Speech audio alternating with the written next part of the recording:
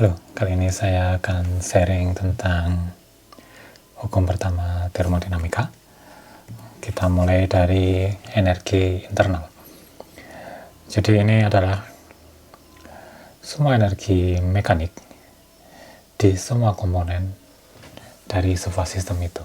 Jadi kalau di gas itu ya energi kinetik saja ya, tahu gas mereka gerak semua.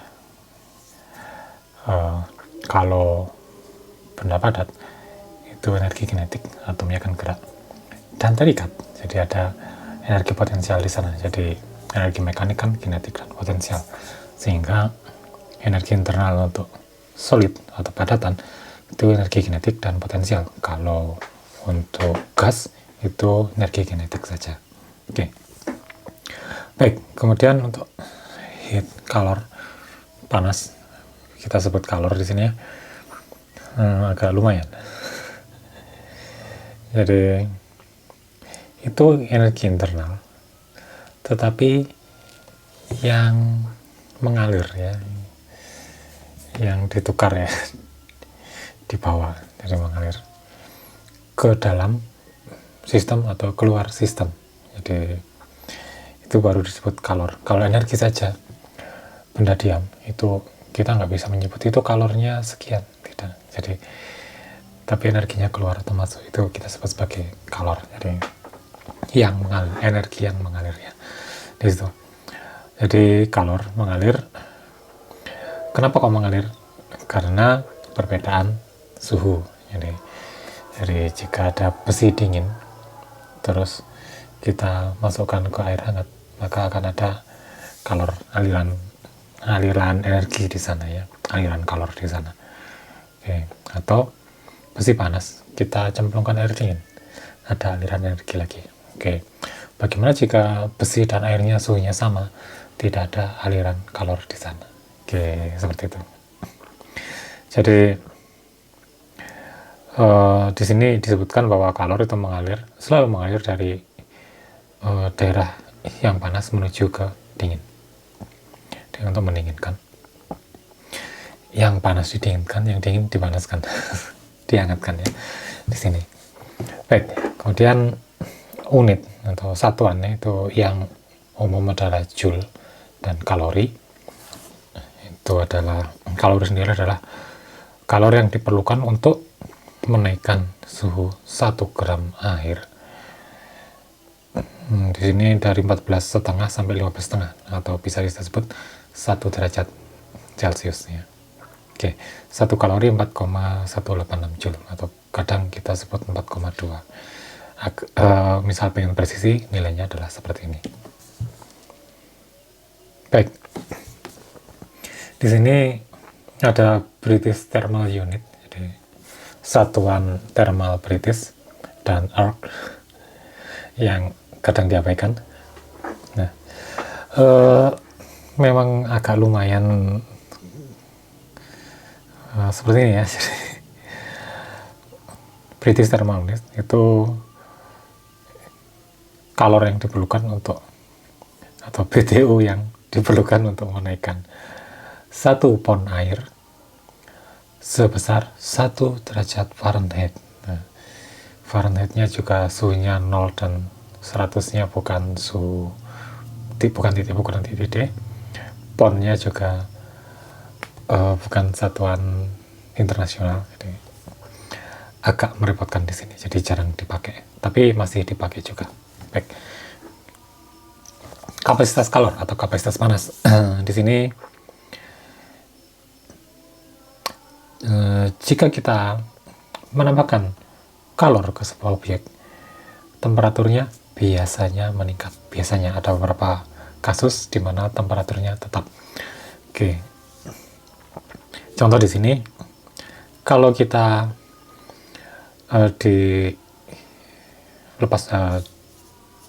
di tekanan atmosfer,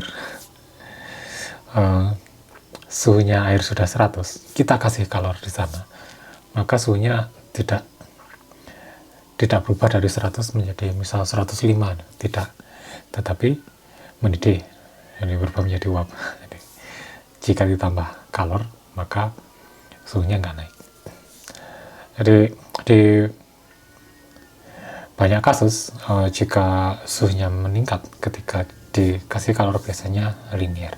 Nah, persamaannya juga linear. Jadi delta Q itu perubahan kalornya itu adalah C dikalikan delta T.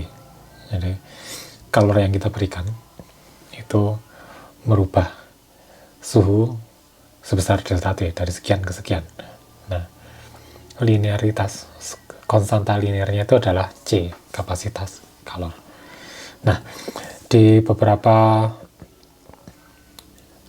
hal itu bisa kita sebut delta G adalah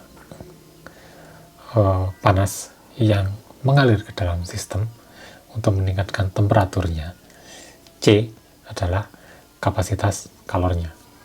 Jadi, di beberapa sistem, kecuali air mendidih, es yang melebur seperti itu berkecualian, beda lagi. Nah, sekarang banyak benda yang kapasitas kalornya diketahui tiap persatuan massa. Jadi kapasitas kalor persatuan massa, ingat, biasanya kita sebut sebagai kalor jenis. Kenapa? Volume per massa menjadi massa jenis. Massa per volume menjadi massa jenis. Kalau di sini kalor per volume itu disebut sebagai kalor per massa disebut sebagai kalor jenis. Nah, di sini mc itu adalah C besar sebenarnya ya. Nah, di sini C itu akan C kecil. Kapasitas kalor jenis itu berbeda-beda untuk tiap benda. Jadi kalau kita ingin merubah atau menaikkan suhu besi dari 25 derajat suhu kamar menjadi 26 derajat saja, maka kita perlu, misal pakai korek api, kita perlu bakar sekian detik. Kalau air sekian, kalau aluminium sekian, akan beda-beda. Jadi kapasitas kalor jenis untuk tiap benda akan berbeda. Jadi disebut sebagai specific heat atau sebut saja sebagai kalor jenis di sana ya. Contoh air ya. Kapasitas kalor jenisnya adalah 1 kalori per gram cm derajat. Ya jelas, karena definisi kalori kan untuk menaikkan 1 gram suhu 1 gram air sebesar 1 derajat Celcius. Jelas kalori jenisnya 1. Seperti itu. Sekarang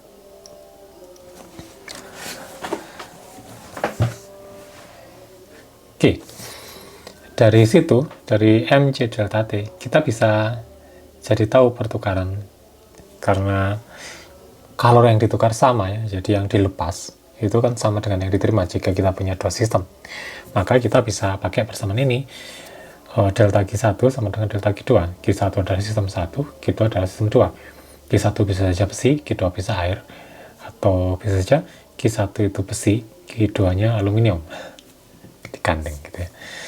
Jadi kita bisa pakai M1, massa sistem 1, kalor jenis 1, dan perubahan suhu 1 harus sama dengan M2 C2 delta T2.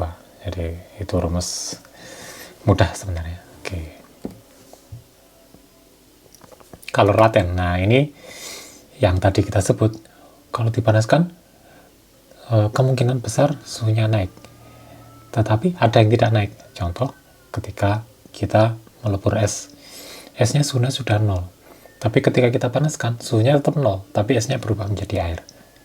Atau air itu suhunya sudah 100, kalau kita panaskan tidak menjadi 101, tetapi menjadi uap.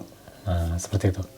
Jadi kalor yang kita berikan ke sistem itu digunakan untuk merubah keadaan dari padat menjadi cair atau dari cair menjadi gas. Nah, itu yang disebut sebagai kalor laten. Kalor yang tidak digunakan untuk menaikkan suhu, tapi untuk mengubah bentuk ya, keadaannya.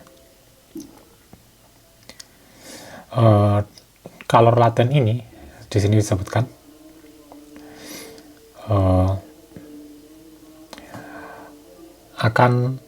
tidak akan menaikkan suhu kalor yang kita berikan dalam keadaan kalor laten ini. tidak akan menaikkan suhu sampai perubahan wujudnya itu komplit atau lengkap atau sempurna atau selesai ya. Jadi selesai satu sistem es semua, kita kasih kalor, suhunya tidak akan naik sebelum semua es itu berubah menjadi air. Baru kalor ini digunakan untuk menaikkan suhu air dari 0 menjadi misal 1, 2, dan seterusnya. Oke. Baik, rumus dari kalor laten adalah M kali L, M-nya massa, L-nya adalah laten, jadi kalor laten ya. Jadi semacam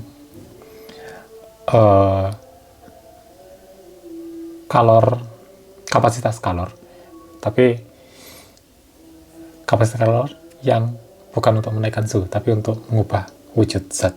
Nah, jadi di sini akan beda-beda. Contoh di sini untuk LF H2O, F itu dari fusion ya, melebur, itu 333 kilojoule per kilogram. Perhatikan bahwa LV vapor untuk penguapan itu 2260, jadi jauh lebih tinggi daripada kalor lebur. Jadi kalor uapnya itu jauh lebih tinggi dari kalor yang diperlukan untuk melebur, jadi energinya lebih besar. Dan ada pepatah uap membakar lebih kejam dari air. Air emang bisa membakar ya? Enggak ya? Air panas maksudnya. Oke. Jadi air panas 100 derajat dengan uap 100 derajat itu panasnya mungkin sama, tapi kalau kena kulit itu sepertinya seperti itu. Bisa dimaklumi kenapa, karena dari air 100 derajat menjadi uap 100 derajat Celcius itu diperlukan kalor untuk tiap kilogramnya itu 2260 kilojoule. Jadi dari air menjadi uap itu butuh energi besar. Kalau dia melukai, energinya juga jadi lebih besar. Oke. Baik. Sekarang kerja yang dilakukan oleh sebuah gas work, usaha, itu integral dari V volume awal, VI inisial dengan batas ya, V inisial ke V final, V akhir. Jadi volume awalnya berapa, volume akhirnya berapa. Terus P itu adalah tekanan yang merupakan fungsi volume dV. Jadi di sini tergantung pada tekanan, jadi fungsi tekanan itu yang merupakan fungsi volume itu diintegralkan terhadap dV. Jadi di sini volume berpengaruh, tekanan juga berpengaruh. Perhatikan bahwa ada VI dan VF, volume awal dan volume akhir. Sebuah benda jika dipanaskan itu akan mengembang, bisa seperti itu kan. Nah, jadi volumenya juga bisa berubah. Atau dipompa, itu tidak dipanaskan tapi kita paksa tekan, itu kan volumenya juga berubah, maka akan ada usaha di sana. Hitungnya seperti ini. Jadi V awal, V akhir, kemudian tekanannya berapa, dV, jadi integral terhadap dV. Nah, dari delta Q dan W yang tadi kita bisa merumuskan hukum pertama termodinamika. Jadi perubahan energi internalnya itu adalah perubahan kalornya atau kalor yang diterima atau dilepas dikurangi dengan usaha internal ya, usaha yang dilakukan oleh sistem tersebut. Jadi perubahan total mekanikal energi mekanik ya, itu karena energi internal tadi ada, energi kinetik juga ada, potensial juga ada, sehingga kita sebut sebagai energi mekanik. Itu sama dengan kalor yang dimasukkan ke dalam sistem itu ditambah dengan kerja yang dilakukan oleh sistem. Kerja dalam ini ditambah ini nilainya negatif yang dilakukan oleh sistem. Oke. Jadi ini sebenarnya adalah dasar dari hukum kelestarian energi atau kekalahan energi, tapi saya lebih suka menerjemahkan conservation of energy menjadi kelestarian energi. Jadi ini adalah persamaan umum dari hukum kelestarian energi di sini. Oke. Eh, dalam hal ini energinya dalam sistem itu lestari atau kekal. Jadi kalau yang sebelumnya tidak kekal itu karena ada ini energi yang hilang dan tidak dihitung. Nah, yang kita sebut sebagai kalor juga sebenarnya, panas ya dalam hal ini. Oke, gesekan itu energinya tidak kekal, tidak lestari. Kenapa? Karena di gaya gesek itu nanti ada energi yang terbuang sebagai panas, heat, di sini, kalor juga di sini, yang secara alami mengalir dari sistem yang lebih panas menjadi ke sistem yang lebih dingin. Seperti itu.